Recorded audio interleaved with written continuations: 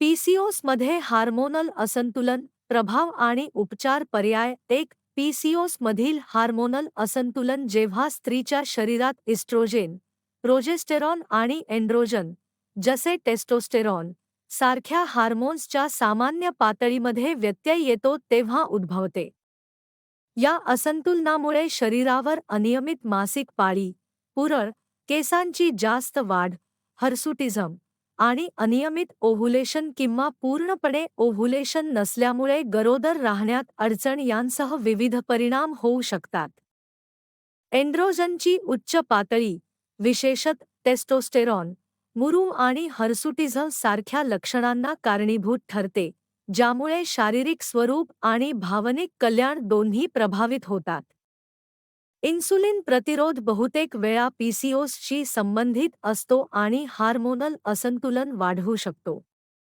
जेव्हा शरीरातील पेशी इन्सुलिनला योग्य प्रतिसाद देत नाहीत तेव्हा असे होते, ज्यामुळे रक्तातील साखरेची पातळी वाढते आणि स्वादुपिंडाद्वारे इन्सुलिनचे उत्पादन वाढते. पीसीओएसमधील संप्रेरक असंतुलनाचे परिणाम पुनरुत्पादक आरोग्याच्या पलीकडे वाढू शकतात, ज्यामुळे टाईप 2 मधुमेह, उच्च रक्तदाब आणि हृदयरोग यांसारख्या दीर्घकालीन आरोग्य स्थितींचा धोका वाढतो.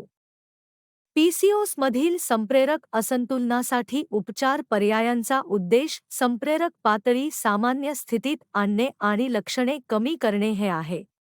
यामध्ये जीवनशैलीतील बदल जसे की आहारातील बदल आणि इन्सुलिन प्रतिकार व्यवस्थापित करण्यासाठी आणि वजन कमी करण्यास प्रोत्साहन देण्यासाठी नियमित व्यायाम यांचा समावेश असू शकतो. हार्मोनल गर्भनिरोधक, जसे की गर्भनिरोधक गोळ्या, पॅच किंवा हार्मोनल, सामान्यतः मासिक पाळीचे नियमन करण्यासाठी आणि मुरूम आणि हर्सुटिझम सारखी लक्षणे कमी करण्यासाठी लिहून दिली जातात.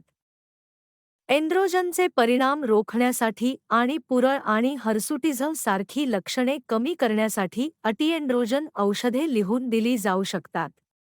गर्भधारणेचा प्रयत्न करणाऱ्या महिलांसाठी प्रजनन औषधे ओव्हुलेशन प्रवृत्त करण्यासाठी आणि गर्भधारणेची शक्यता सुधारण्यासाठी वापरली जाऊ शकतात.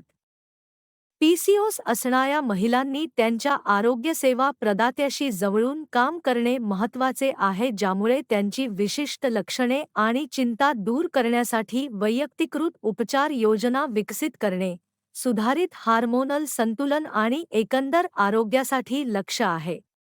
अधिक माहितीसाठी आणि वैयक्तिक सल्लामसलतीसाठी डॉक्टर स्वाती जेजुरकर यांच्याशी संपर्क साधा.